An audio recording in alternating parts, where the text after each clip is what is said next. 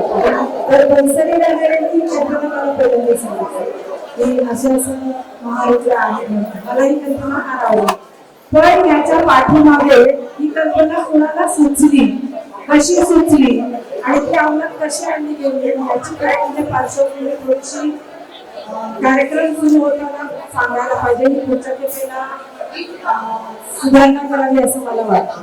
दुसरी गोष्ट म्हणजे की आता या सगळ्या गोष्टीची आपल्याला देशाला, आपल्याला, आपल्या समाजाला फार आवश्यकता आहे असं मला वाटतं. आणि म्हणून असे कार्यक्रम वारंवार व्हावे.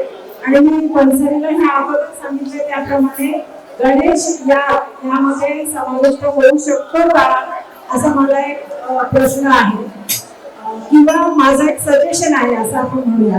तर असं जर जमलं तर ते सगळ्यांच्या दृष्टीने सोपं होईल. कारण गणेश घरी एकट्याने करणं खूप सोपं नाहीये असं आता माझ्या लक्षात आलं.